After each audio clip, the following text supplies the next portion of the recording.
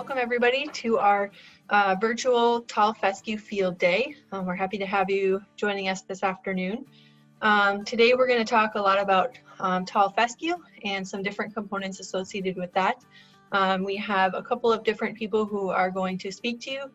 Myself, my name is Amanda Greb. I'm the forage specialist with University of Maryland Extension. And then we also have Jeff Semler with us. He is one of our extension agents located in Washington County. And Jeff is going to kick things off for us. He is going to be talking about tall fescue toxicosis, kind of what is fescue toxicosis, what are some of the issues associated with that. And then he is also going to cover some components of living with tall fescue. If you have tall fescue in your fields, how do you deal with that? How do you cope with it? What are some of the different strategies associated with that? And then I will round us out talking about some renovation strategies that are specific to tall fescue. When it comes to tall fescue renovation, it is a slightly different set of rules, if you will. So we're going to talk about some of the differences between that compared to maybe what a traditional pasture renovation might look like. We also have with us today Michael Heller, who's with the Chesapeake Bay Foundation and the Maryland Grazers Network, and he is going to kind of serve as our moderator and be our question fielder for the day. So with that, Jeff, if you want to go ahead and share your screen.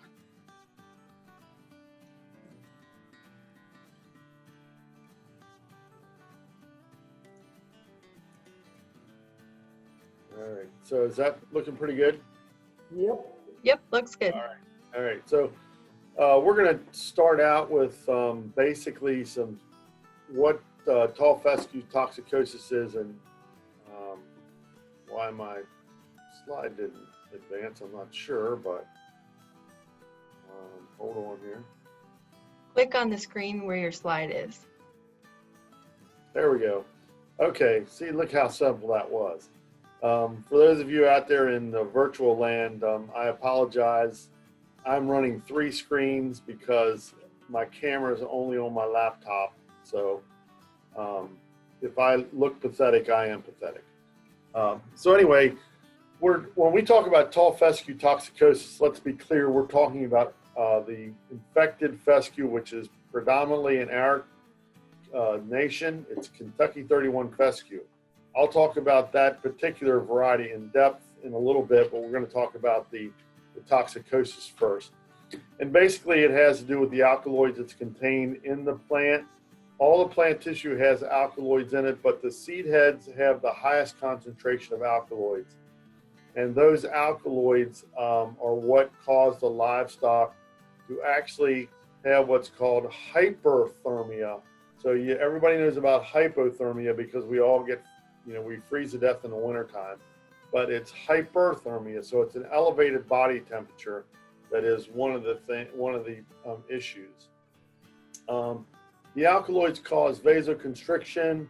The clinical signs, predominantly in our country, most people don't get the severe signs. Most of them are the clinical/subclinical signs, which are poor shedding of hair in cattle for sure. We get poor performance. So lower weight gains, lower milking ability, and so on and so forth. But if you happen to see those earlier signs and you have the ability to rotate out of the pasture or to supplement feed, it's easily reversible. One of the symptoms, of course, like I said, the hallmark symptom is hyperthermia. We hear about the summer slump when it comes to our cool season grasses, but this hyperthermia, the ergot poisoning or the toxicosis of fescue, really causes or exacerbates or exaggerates this summer slump. In Maryland, I probably shouldn't have put this particular picture in, but you can see this cow suffering, and she has put herself into a pond or wet spot there to help her cool off. So again, toxicosis, the blood flow to the skin is reduced. There is some work being done out in the fescue belt. When we talk about the fescue belt, we're talking about out towards Missouri and Arkansas. where they're looking at genetic tolerance. You can see the difference in the hair coat here, and there is a genetic component into that tolerance. But again, as I said, the clinical signs are poor growth or weight loss, decreased feed intake, rough coat, failure to shed that, and so on. So that pretty much that's toxicosis in a nutshell. You'll hear people talk about things like their hoof sloughed off, or they've lost a part of the tail. Again, that's a severe case. If you're really observing your livestock, you should never get to that point, because again, by removing them from the infected pasture or supplementing, you're going to be able to really mitigate a lot of that issue. So if you have additional questions about toxicosis, we'll talk about that in the Q&A session. So when we're talking about tall fescue, the real thing here to remember is that not all tall fescue is created equal. The endophyte infected fescue is what I'm going to dwell on or deal with today, and that's Kentucky 31 fescue. There's also low endophyte and no endophyte fescues out there, and there's novel endophyte fescues. And through her renovation talk, I'm sure that Amanda will touch on those and the differences. But K31 is the most common variety of fescue, and it is endophyte infected. Obviously, with the newer varieties, we're lessening the acres of K31, but K31 is certainly the predominant fescue. Now, when I give talks, I usually always blame the White Eisenhower for Kentucky 31, because he instituted the interstate highway system, and one of the best things to hold soil once it's disturbed is root mass, and K31 is the king of root mass. So a lot of the roadsides, ditches, medians, and all were seeded with K31 during that process. And if you know anything about Kentucky 31 fescue, you know it doesn't stay home. So it traveled across those berms and so on into fields. So again, it's the most predominant forage grass in the United States. It covered in about 36 million acres. It's a cool season bunch grass, and I'll talk about that a couple more times. You'll hear me allude to that. It possesses a lot of desirable characteristics. It's drought tolerant, it takes wet feet, it takes heavy grazing pressure, it has a long growing season. But the backdrop to that is the endophyte fungus infected portion. The upside and the downside of that is that infection actually contributes to a lot of those great attributes, but it also is a negative aspect when you're feeding it to livestock. But again, it's a great grass. It's one of those grasses. It's probably like the New York Yankees or the Dallas Cowboys. You know, you either love it or you hate it. There's not a lot of ambivalence when it comes to tall K31 fescue. There's lots of people out there that just think it's the bane, and there's other people out there, most of them beef farmers probably, that just think they wouldn't want to run their operation without it. And so there's a perception though that fescue is just a dominating plant. Again, if you can get out there and through some management system strategies that we're going to talk about here, you can actually manage fescue a bit with grazing. One of the things that happened in the 50s and 60s and probably into the 70s is cheap nitrogen fertilizer and continuous grazing gave fescue that reputation, because we were able to mask a lot of the weaknesses of fescue by just dumping nitrogen on it. And again, before the advent of grazing management systems like MIG and some others, most of us just turned the cattle out in the summertime or spring and collected the survivors in the fall. And the way we made that work is we just put nitrogen down. So you take those two factors out of your management system, and we got fescue that we can manage a little bit better. So my suggestion here is to have yourself a management strategy. I think it should consist of rotational grazing, dilution, clipping, and stockpiling.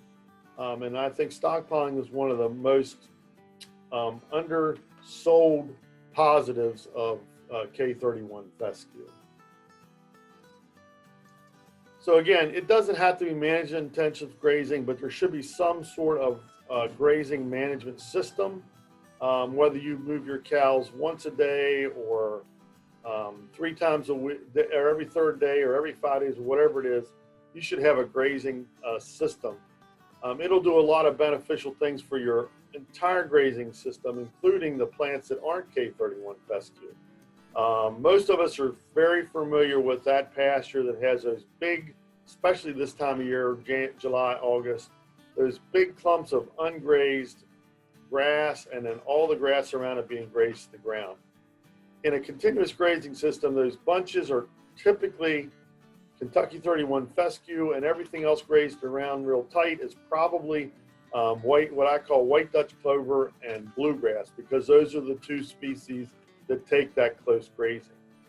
But by allowing the rest periods and by encouraging those that rest, you're going to encourage other plants to move into your system, either with or without seeding. I'll just use a practical example from my personal experience. We rent 100 acres of grass from the Antietam battlefield, and it is predominantly K31 fescue. The guy before us practiced what I call continuous grazing. We've been doing now for 4 years rotational grazing. We've got brome grass that's come back in those pastures. We've also got timothy that's come back in the pastures. We did not plant 1 seed of brome or timothy in those fields. It was predominantly some orchard grass and K31. So timing and degree of impacted grazing allows other plants to compete. Again, they're going to graze that fescue in the early spring, and then after killing frost in the fall, they're going to graze it a little bit in late spring. They're going to refuse it if they can during the summertime, and then they'll come back to it in the wintertime.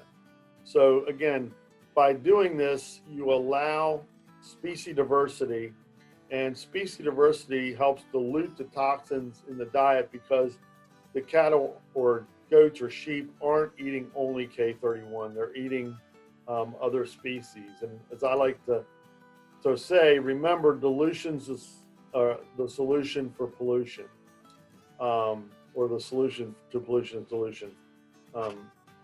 And that really makes a difference. We like to add clover into our fields. We probably have a high percentage of clover in our pasture, our K31 fields. We frost seed it in the fall or winter time, usually late February, early March, about 11 pound. We use red clover because we're beef guys, so we're not worried a lot about anything else. So we put about 11 pound of red, just common red clover out there, and it seems to really do a pretty good job for us. And again, here's the deal: the higher, the more available nitrogen, the higher the alkaloid, and that's where we got into those issues with putting the nitrogen fertilizer out there at wrong times of the year. I'm not saying do not take this that I'm saying don't fertilize your pastures. That's not what I'm saying. What I'm saying is how we fertilize our pastures.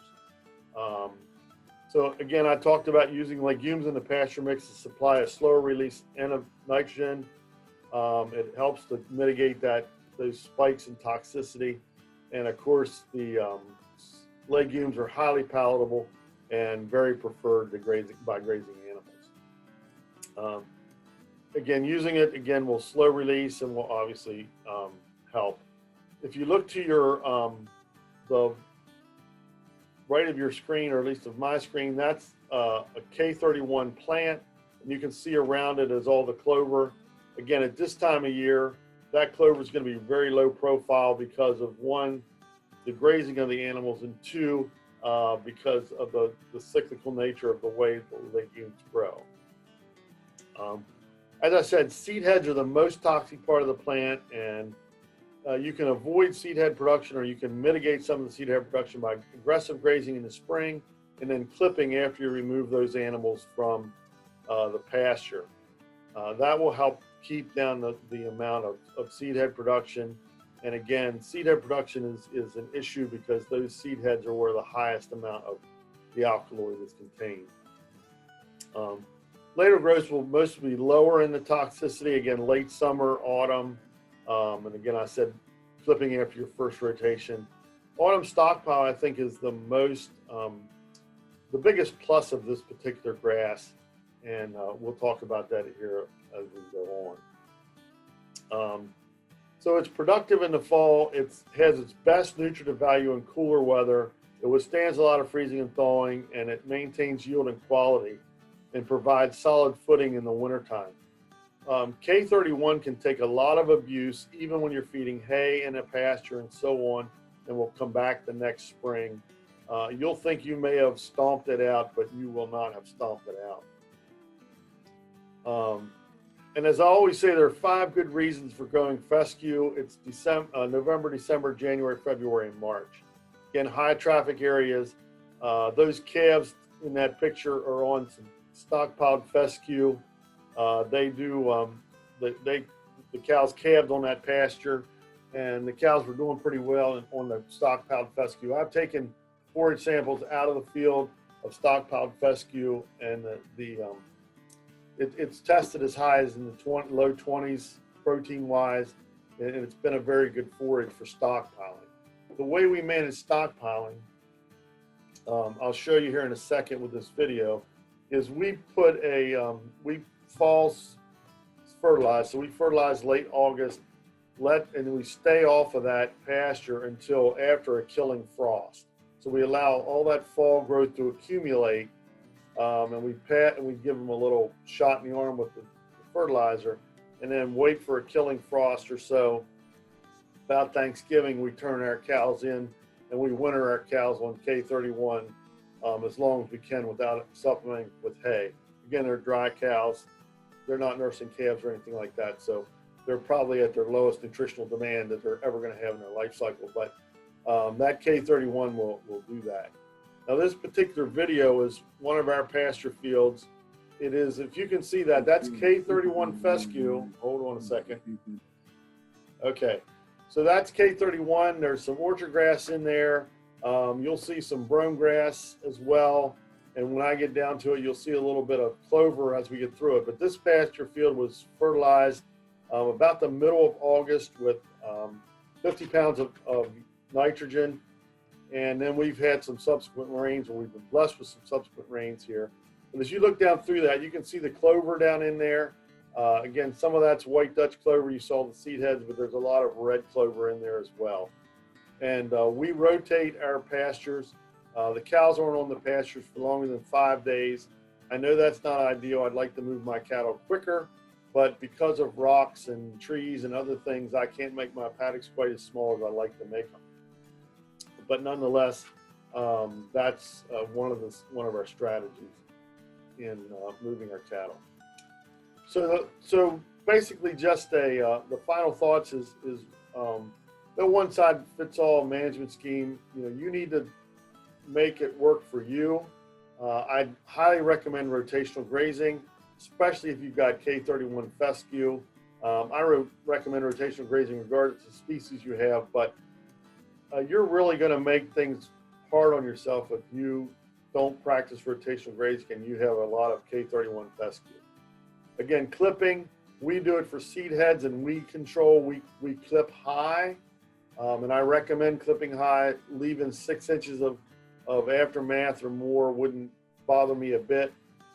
As I said, we dilute it with frost seeding clover in the late winter, early springtime. And then, of course, renovation is not an option for us on the fields that you just saw because of rocks and some other things. And wet spots in that field, which you couldn't see because we had been so dry this spring, but there is a wet spot in that bottom. Renovation is really not an option for us, but Amanda will talk about the renovation process in her talk. And if you've got the option to renovate out some of your acres, again, if you're someone that wants to graze in the wintertime, one of those 365 grazer kind of guys or 300-day grazers, you really want K31 fescue in your toolbox. So I wouldn't recommend renovating all of your acreage out, especially if you're wintering, because I think you're going to really, if you manage it properly, in my opinion, in the wintertime, you're going to at least be a little happier with K31 fescue if you won't fall in love with it. So I'm going to turn this back over to Michael. He's got the questions. He can, if he's got any questions, he can let me know that, and we'll go on from there. Yeah, I think one question was, how do other alternative fescues do as far as stockpiling? They do fine. They're not quite as, again, it depends on the variety, but novel endophyte fescues tend to stockpile well. Early on, there was a particular fescue called Dovey. It was a low endophyte fescue, and it also stockpiles well. So I would say that that you're giving a little bit up when you take that fescue or that endophyte out, but again, with the novel endophyte and some of the other improved varieties, we're doing a lot better. Sounds good. The only other question at this point is, can we get a copy of your PowerPoint? Could you make that available? I can. I'll put in the chat box my email address, and you can, if you send me a request, I will send you the PowerPoint. That's a good way to go. And feel free to ask questions of Jeff even as we move on if you have other questions on the fescue, because we can address those at the very end. So we're ready for you, Amanda.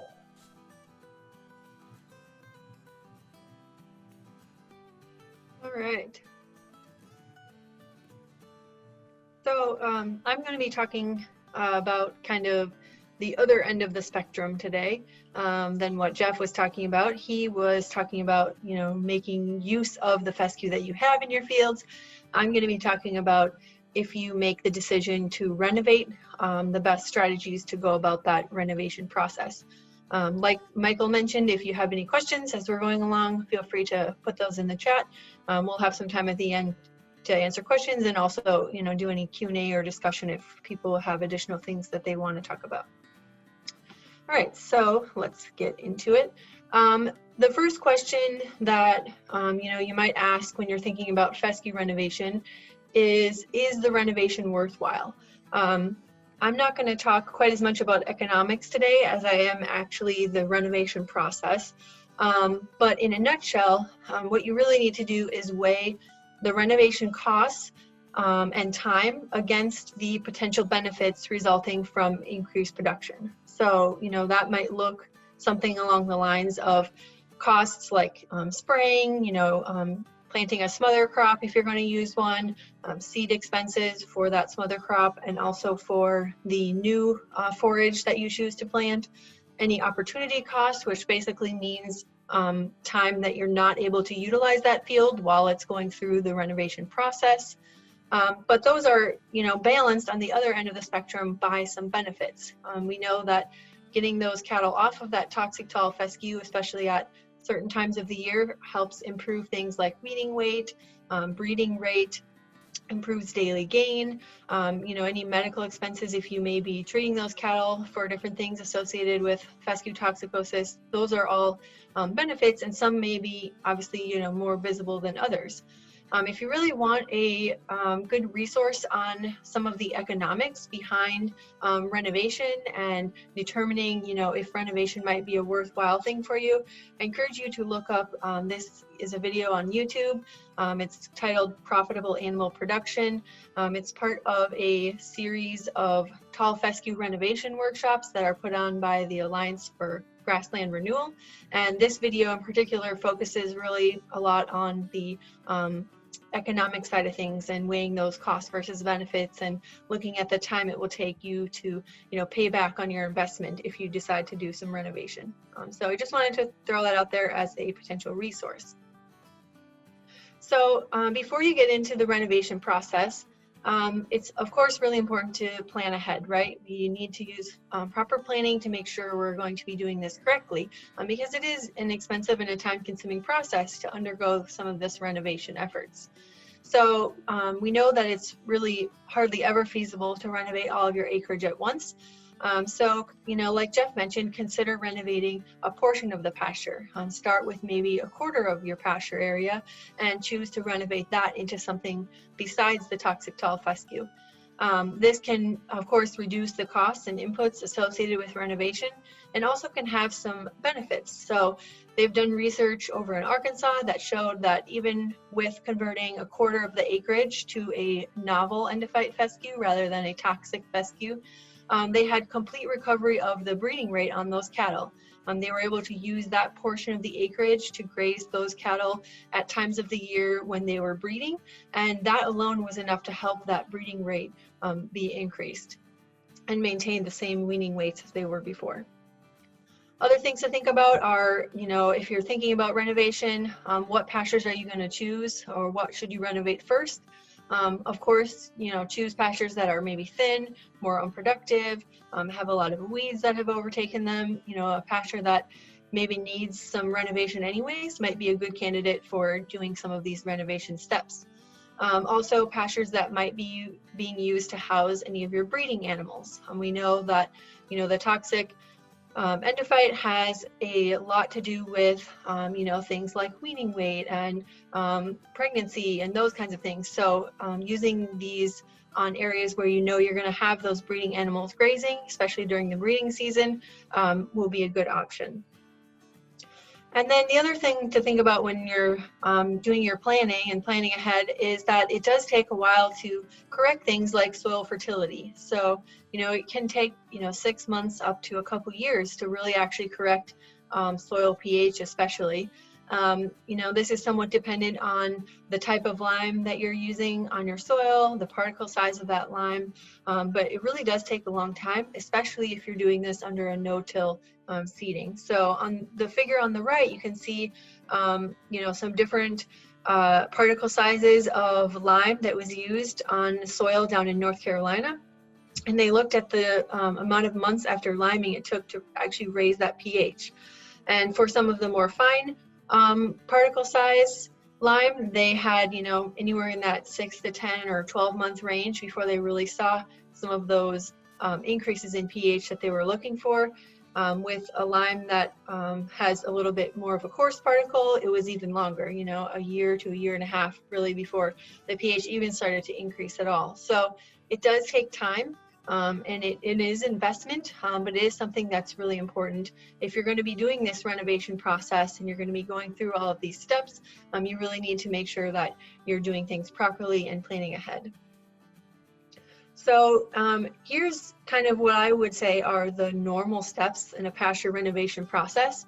We already talked about soil fertility, things like controlling weeds, choosing the right species to put into that field, inoculating any legume seeds or making sure they come pre-inoculated, doing things like preparing a proper seed bed, seeding at the right time and rate and depth, and then managing that seeding while it's establishing. So these are kind of the normal steps in pasture renovation, but since we're here today to talk specifically about tall fescue, there are some differences that we're going to focus on for tall fescue specifically. So why does fescue require some of these special considerations? Can't you just, kill the existing stand and go in and plant, following those steps, same as you would any other pasture? Well, we know that tall fescue is very persistent. It's really hard to eliminate. You heard Jeff talk about the persistence and the longevity of those tall fescue plants. So this does make it difficult when it comes to time for renovation. You don't want to, go in, kill your existing stand and anticipate planting into that stand, but really actually have, these tall fescue seedlings that are, regrowing and coming back up, because those are just going to infiltrate back into your stand of newly planted forage, and you'll eventually end up probably right back where you started. So it is important to, if you're going to be renovating some of these toxic tall fescue fields, to take the time to do the renovation process properly. So what might that look like? Well, there's kind of three main methods that researchers have agreed on for tall fescue renovation in order to ensure a successful renovation and not have, infiltration of that previous toxic forage back into the new stand. We're going to go through each of these different methods. So there's two that involve a spray and then a smother crop and then a spray. One with a summer smother crop, one with a winter smother crop. And then there's also one without a smother crop that is usually called spray weight spray. So we're going to kind of go through these and see how these steps in this renovation process might look. Because really what we want is to go from this to this, right? We want a nicely renovated field, a good stand of our new forage that's pure and free of that toxic fescue. So we're going to start with the spray, summer smother, spray, and then planting. For each of these, I have used kind of the same backdrop. This is, just your typical tall fescue growth curve. We have that large amount of growth happening in the spring and early summer. Tall fescue going through kind of that summer slump in the heat of the summer, and then having some additional growth in the fall. We even have a dotted line on there for some stockpiled tall fescue if that's what you're choosing to do as a management strategy, like Jeff talked about. So for this first method, spray, smother, summer smother, spray, I'll say that 4 times fast.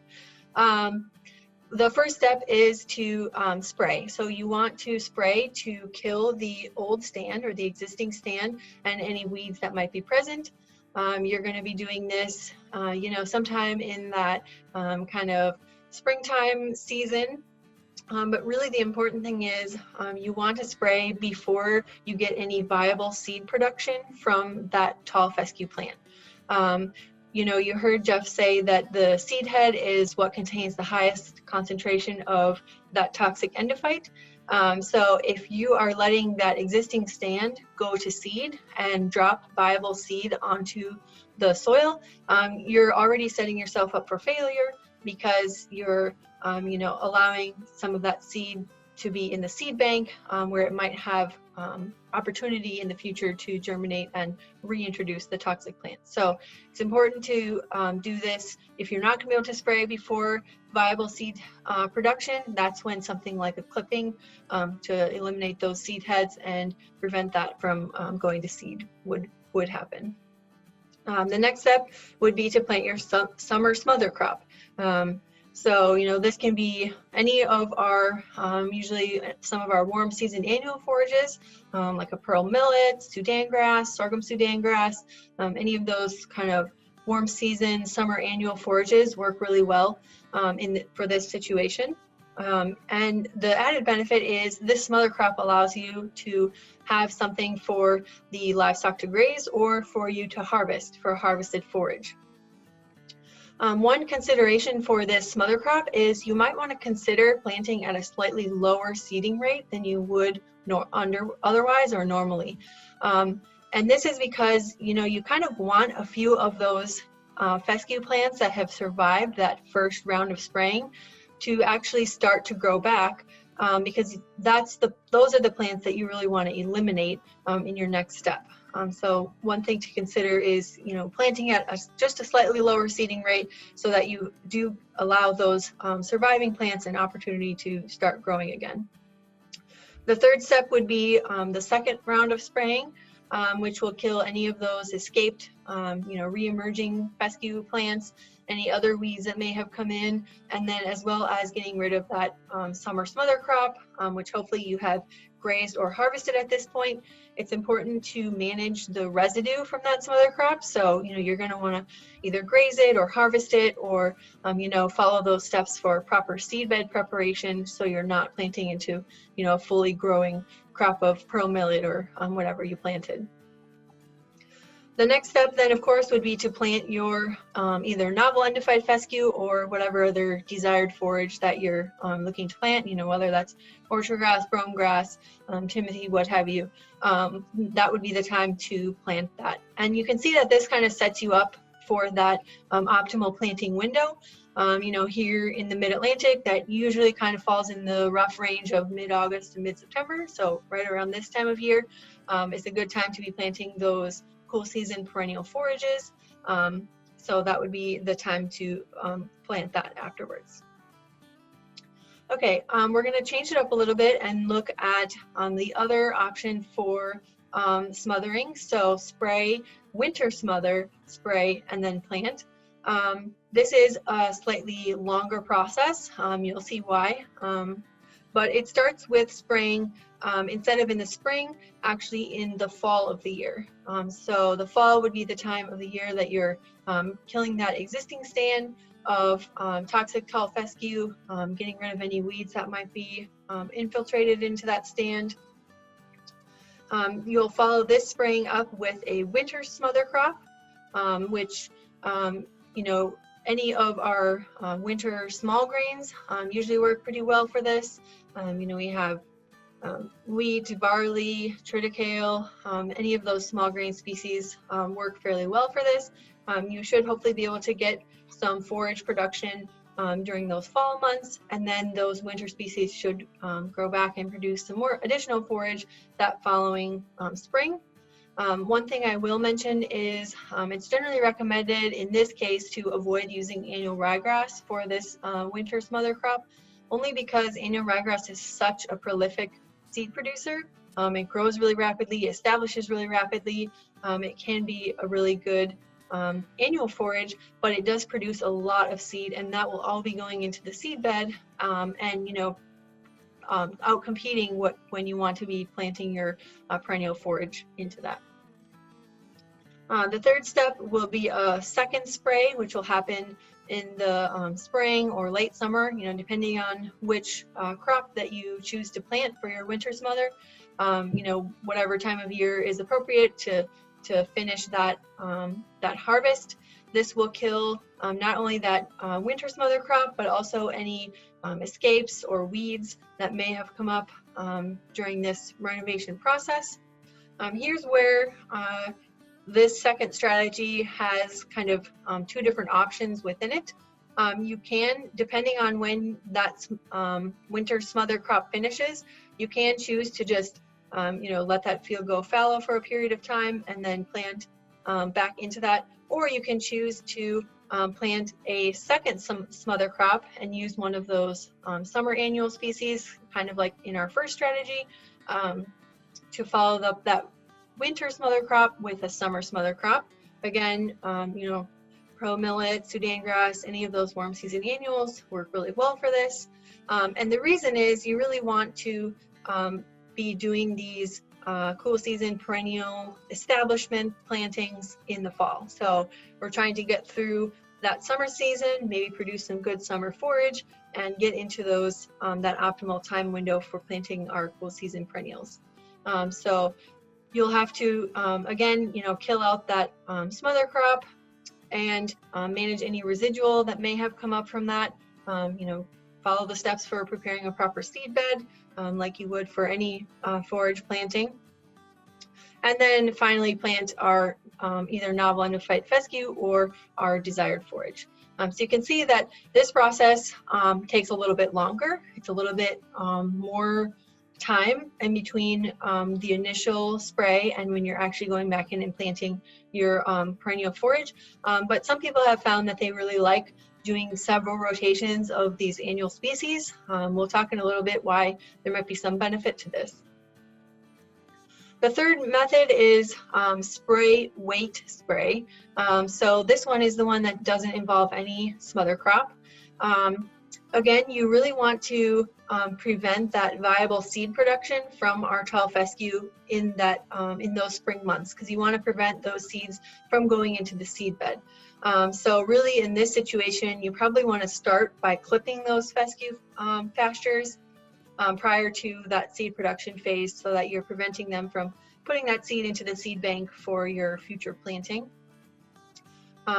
Because the spraying happens a little bit later with this method, because you're not having that smother crop in there, this clipping is an important step to prevent that seed production. So following that, your first spray will occur a little bit later in the summer. You really want this to occur about 4 to 6 weeks prior to when you want to plant that new forage into it. Again, this spray will kill the existing stand, any weeds that may be present in the field, and you really want to allow that, that time window. That's why I have, a step in here for waiting. Wait for that 4 to 6 week period. You really want to make sure that you're covering your bases. And, like I said earlier, a field may look like it's dead. It may look like you have killed everything in that existing stand, but oftentimes, you'll see stuff like this coming up, in that month window or month time frame. So it's really important if you're not using a smother crop and you're using this waiting strategy, that you really wait that ideally 6 week period between your two sprayings to let that fescue start to regrow, and then you can come back and kill that with a second spray, which would happen, 4 to 6 weeks after the first one, and right around the time when you want to plant your forages. So important not to skip that step. Make sure you have that wait period in there to get rid of any of those volunteer plants. And then finally, following that, you'll plant again your novel endophyte fescue or whatever other desired perennial forage that you have. So you can see some similarities and also some differences between these strategies. Just to do a little bit of a comparison between the strategies, some of maybe the pros and cons between them. For the methods that involve a smother crop, you do, like I mentioned, get some of that production from a summer or a winter annual forage, or both if you choose to do so. So this does provide some grazing or a harvested crop that you can utilize on your operation.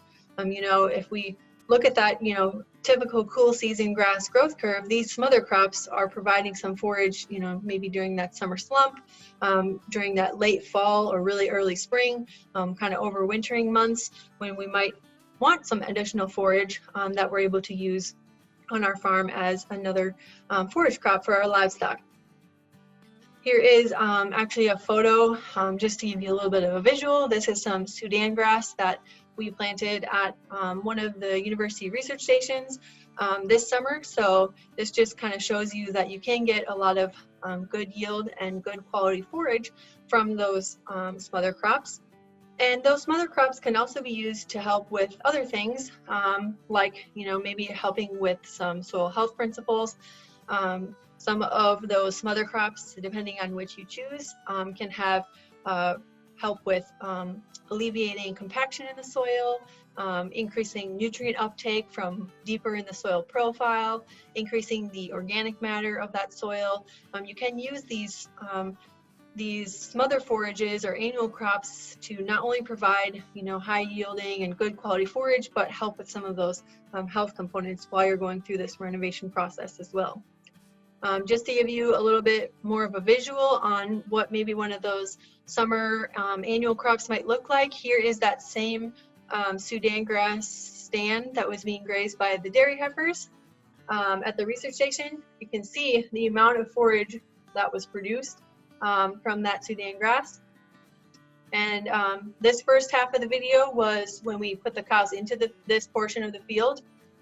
So these are all pregnant dairy heifers. You can see they're making their way into some tall forage. And then the second half of this video is what it looked like right when we were going to move the cows out into the next section of the field. So you can see they pretty much stripped the leaves off of all of those Sudan grass plants and left some stems there. So just wanted to give you a little bit of a visual on what one of these kind of smother crops might look like. On the flip side of the spectrum, if you're not using a smother crop and you're going to go with the wait spray, this does have the advantage of being a slightly shorter time frame and having less seed investment. So that's something to weigh into on your cost versus benefits. Do you need that additional forage, or do you want to save the money and not invest it in the seed for those annual crops? There is, because of the shorter time frame and the less turnover between different crops, some have speculated that there is maybe a lower potential for erosion if you're doing this on anywhere that has a really steep slope. Having only one new planting rather than establishing several consecutive crops. I haven't seen any data on that. It's just been kind of a thought that some people have had. When you actually compare the success of both of these methods, whether using a smother crop or just using the spray weight spray method. They did some work down in Missouri to look at the effectiveness, and they found that with both of these methods, they had very, very little of the old toxic fescue that was able to infiltrate or get established into that new seeding. So you can see only 0.1 or 0.4%. They did have a little bit of bare ground and then a solid sand of their new fescue, which hopefully over time would kind of start to fill in some of those bare areas. All right, so I just briefly wanted to touch on some of the major reasons for establishment failure. We get a lot of questions, especially this time of year, on stand establishment, how to properly go about that process, what might be, some of the reasons behind a non-successful establishment. I'm going to highlight a few that I think are kind of the top reasons, and then show you a list of a few others to consider. Among those top reasons would be poor soil fertility. We've mentioned this several times throughout the presentation. We know that things like phosphorus and pH are really critical for establishment. We really need to get those soils to an appropriate fertility and appropriate soil pH prior to establishment. Here is just some photos that came out of North Carolina. This was not planting fescue. It was actually planting some cool season annual grasses. But the photo on the left is a cool season annual grass mix that was planted into some freshly cleared ground with no fertility added. And the picture on the right is the exact same mixture, exact same field, exact same farm, exact same timing, but they had added the fertility that was recommended based on the soil test. So when you're doing these renovations, it's really important to get that soil fertility to a point where it needs to be. Not only does that help with appropriate nutrient uptake, but we know that having an appropriate pH will help with root growth, and acidic conditions will impair the growth and development of those roots. You can see from this photo when the pH was more acidic, lower down in that 5 to 5.5 range, they found a lot less root growth from that soil. So be sure you're soil testing, don't just guess, follow those recommendations and get that soil fertility to the point where it needs to be if you want good success with your establishment. Another major reason is seeding too deep or planting too deep, especially with no-till drills. It's really easy to get that seed planted too deep. A lot of our cool season perennials really only need to be placed, a 1/4 inch to a 1/2 inch in the soil. And we want that seed to soil contact, but we really can't plant those seeds too deep, or we'll have some failure of those plants to be able to establish. So as a general rule of thumb, A, you should be checking, how deep you're seeding, and B, you should really see some seed on the surface of the soil following the planter. If you don't see any seed at all on the soil surface, that's likely indicative that you've planted that seed a little bit too deep. So here's your reminder that calibration is essential. You really need to calibrate that drill, not only for the seeding rate, but also for the seeding depth to make sure that you're placing that seed in an appropriate depth in the soil. All right, the third major reason is excessive competition. And this can come from, a couple of different things, weeds, the existing stand that you're planting into. It's important, as we've mentioned, to control that any residual forage, whether that's by grazing, harvesting, mowing, clipping, using some of these different strategies to get that residual forage off of the field so that you're able to prepare a good seed bed and not have too much residual to combat that seed to soil contact that you're looking to achieve. Of course, we've already talked about spraying. You've seen that in several steps throughout all of these renovation processes. We want to control those weeds that might be trying to outcompete our new stand of forages, and we also want to make sure that we have that existing stand fully suppressed and really taken care of, especially if it was that toxic and steady tall fescue. One thought, a lot of people, myself included, really like to include clover in mixtures. We have a lot of benefits from adding a legume like clover into our seeding mixtures. If you're worried about a lot of weed pressure or competition during the establishment phase, you can always hold off on this clover and use, something like frost seeding or overseeding at a later date to fill that clover in. This will give you kind of more weed control options and less competition when those newly seeded plants are trying to establish. So that's just a thought on one strategy. Here's a few other reasons for establishment failure. We don't really have time to go through all of these, but make sure you're preparing your seed bed properly. Moisture conditions are a little bit out of our control, of course, but can have an impact on establishment. Planting at the right time of year, being mindful of any herbicide effects from things that you may have applied. Make sure that you're using a verified or certified seed. The Alliance for Grassland Renewal that I mentioned at the beginning has actually developed a standard for the novel endophyte tall fescues. So if you're choosing to plant a novel endophyte fescue, look for their stamp of approval. That means that seed has been certified and it contains a high percentage of pure, actually viable novel endophyte seed and a low percentage, almost nothing of the off-type fescues. And then, of course, we have the ever uncooperative Mother Nature, right? So sometimes things can be a little bit out of our control, but hopefully if we've controlled everything else, things will fall into place. The last slide that I wanted to show you was a few tips on managing the new stand. These are applicable to both a novel endophyte tall fescue, but also really any new forage stand.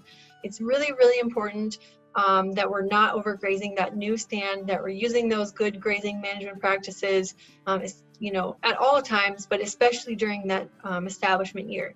Those forages are much more susceptible while they're still getting established. So use, rotational grazing and other practices like that. Avoid grazing those fields when things are really wet. You don't want the animals kind of mucking up that field while it's still getting established.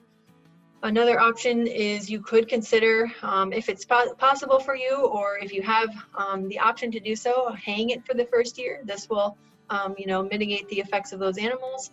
Just if you're going to do that, make sure that you're using an appropriate cutting height, not cutting that forage too low.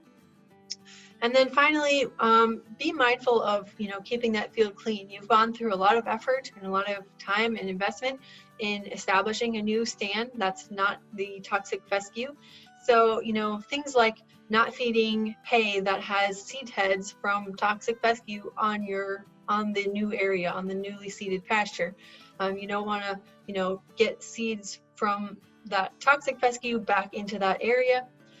Same thing for transferring those seeds through things like equipment. If you've been mowing or bush hogging in a toxic fescue pasture, blow that equipment off quick before you go and mow or bush hog in a non-toxic pasture.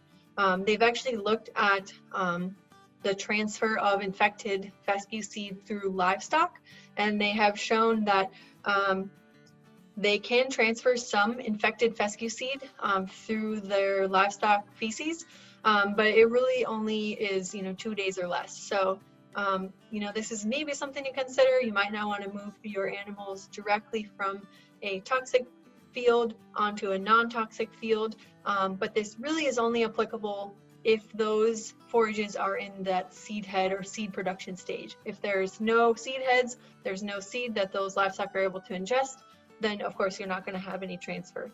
So really that's applicable only to when they're in that seed production phase. And with that, I also put my contact information up here, and Jeff had his contact information earlier as well. We can probably put those in the chat box if anybody needs it. I did make, for anybody who wouldn't mind, let's see if I can find it now, a brief poll on kind of, things that we've covered today, how you liked the the program, things we can do maybe better for the next time. So I'm going to launch that now, and then we have plenty of time to do some questions and discussion, things like that, if there are any. Yeah, we have a few questions for you, Amanda. And maybe while people are filling out the poll, you can address some of them. And Jeff, you're not off the hook. There are a few for you as well. So let's go straight to you, Amanda, since it's following up on your presentation. First, are there any specific varieties that you like that seem to do better in mixtures? Are they meaning varieties for novel endophyte fescue or for something else? It was for, I'm assuming it was for novel or low endophyte fescues, yes. Okay. I haven't, if I'm being perfectly honest, planted a lot of the novel endophyte fescues. What I would suggest they do is look at some of the university variety trial data. I know the University of Kentucky and Pennsylvania both have variety trials that have novel endophyte fescues in them. So that would be something that I would look into. I don't, Jeff, have you planted any of these and have ones that you like better or worse than others? We haven't planted any in recent years. I mean, I think our data goes back to the early 2010s. We certainly saw some of the, I think it's Bar XL, it's a Barenbrug variety. And Bar Optima. Or Bar Optima, yeah. See, I don't even remember the varieties. We also had some, we did use Max Q, which is really Jessup. Max Q's the actual endophyte, novel endophyte. We also used one of the other novel endophytes that was taken off the market after Pennington Seeds took somebody to court. So we can't really talk about that one legally, but they seem to do well in our studies anyway. Another one that's been pretty popular lately has been the Martin II Pro Tech. I haven't personally planted it, but that's another one that people have been using, I think. Yeah, there's quite a number. If someone would go to a seed dealer that has a category, I would say there's Cajun 2, like you said, Martin 2. There's a lot of different varieties out there. And I look at them specifically from where you're located as well, because even if we're only talking to Marylanders, which I doubt we are, there's quite a bit of difference between Southern Maryland and Western Maryland or the Eastern Shore. So be advised to think about where you live. So Amanda, a second question for you was, as an organic farmer, if I want to eliminate spraying in establishment, do I need to lengthen the smother time that I have smother crops? Yeah, so that's a very good question. The hardest part about this renovation process with toxic fescue is the success with completing the process without using spray. Those fescue plants are very persistent and very hardy to kill, and they've looked at using things like tillage, lengthening the amount of time. I guess I don't really have any good numbers on it. From what I've heard or read, I have found that success is much lower if you're not able to use an herbicide. If that is the case, I would definitely lengthen the amount of time and the amount of rotations that you do with smother crops. So, doing a year or two's worth of smother crops to really try to get any of those fescue plants that might be popping up, over that time span will really help with that. And then a third question for you was, what would be, if you gave a narrow window for the ideal planting time, what would that be? Because the slides seem to show August and well into November maybe. So if you were going to pick 2 weeks, what would be the best time? Okay, yep. Good question. Sorry if that wasn't very clear. That slide was meant to show kind of the growth of the new forage from when you planted it. But the planting window for our area, I would say, around mid-August to mid-September, right around this time frame, last week, this week are really good times to be planting these cool season perennials. Great. Okay, now Jeff, couple for you. One thought was that when you fall fertilize the fescue and then rest it, it was suggested that this would also benefit other grasses. Do you agree? Oh, it'll benefit any plant that's in the field. So yeah, if you've got orchard grass in that mix, if you've got brome grass or any plant that you've got, any of the forbs, we didn't mention some of the forbs, but in our planting at the research farm, we use some chicory, forage chicory, not just any chicory. So absolutely, that nitrogen will be taken up by all the plants. And regarding nitrogen, that's a good one, because the next question was, do you have to be careful on your nitrogen rate so that you don't discourage clovers? Everything has to do with timing, and clovers can get lazy, but they're not as lazy as we like to think they are.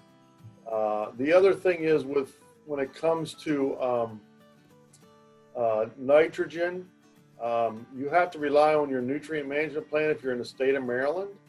So you're going to be limited on that. The other thing is your wallet's going to limit you on at least if you're like me, your wallet's going to limit you on the amount of nitrogen you're going to put down.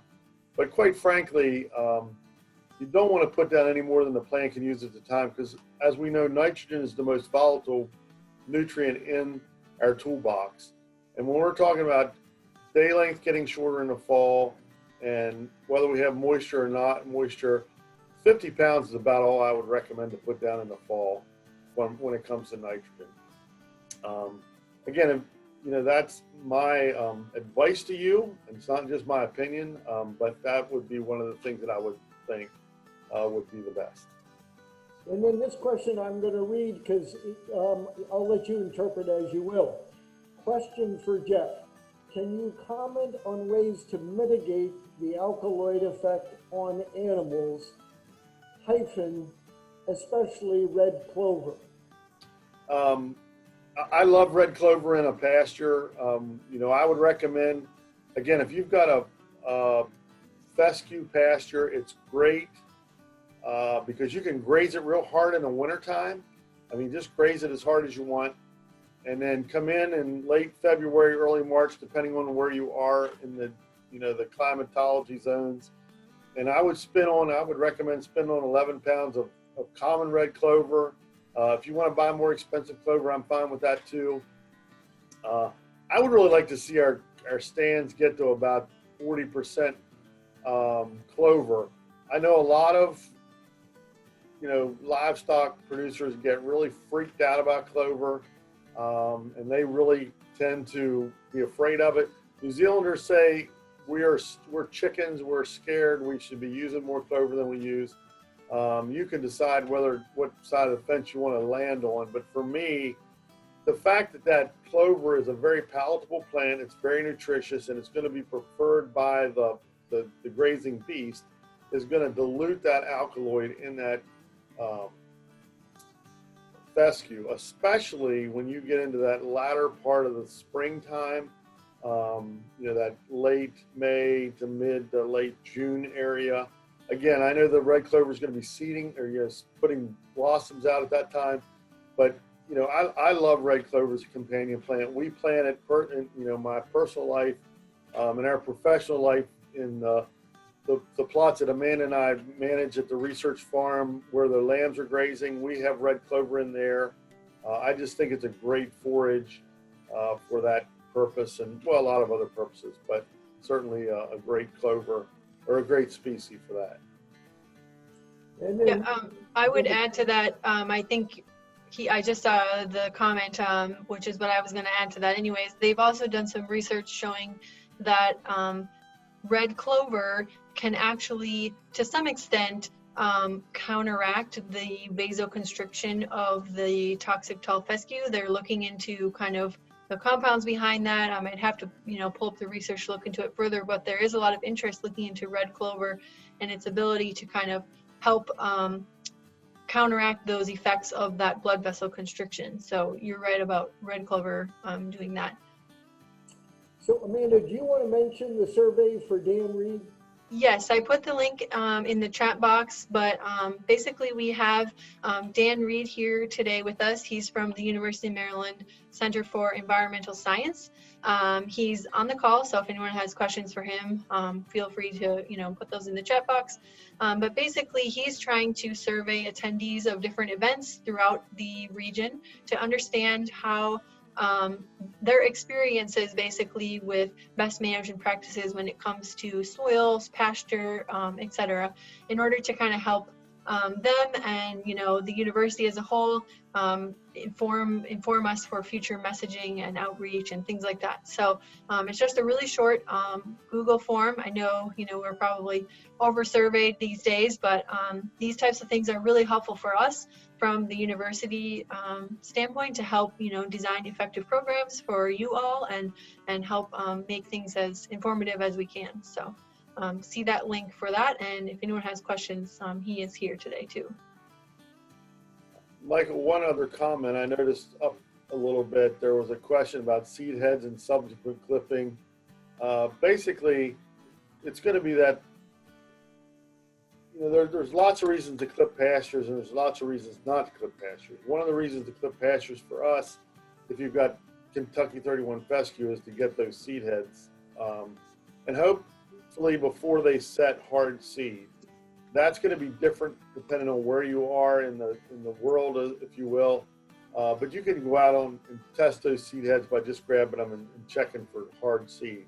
You want to try to not distribute hard seed if you can help it. So you want to try to do that as well. Subsequently, I mean, I don't know, it depends on your I guess you would say, other necessary reasons to spend diesel fuel to clip pasture. And that's going to be weed control and some other things. But as far as clipping goes, you want to get those seed heads, and they're going to put your seed heads early in the spring. So look at that. And again, I say early in spring, I really mean that June, July, late June, early July aspect. The other thing that I will comment that Amanda brought out, and so did one of our contestants, there's a lot of isoflavonoids and other words that I can't pronounce in red clover that really are beneficial outside of just the nutritional benefits and the dilution benefits. So there's lots of other things. The other thing, especially for any sheep folks on there, they know that there is phytoestrogens, and there's there's some of that thing that plays into fall issues with breeding ewes and so on and so forth. So again, those are some things to think about. Probably maybe one of our follow-up webinars would be on legumes in specific. We could talk about the differences. There's dairy guys out there that love to graze alfalfa. There's dairy guys out there that hate to graze alfalfa. The New York guys love red clover for silage and other things. And so there's a lot of messages out there that I think we can discuss at length at another time.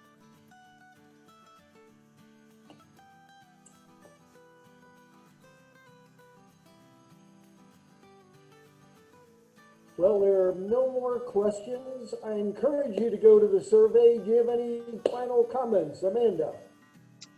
No, I don't think so. If there's no more questions, I guess just thank you to everybody for joining us today. We appreciate your attention. If you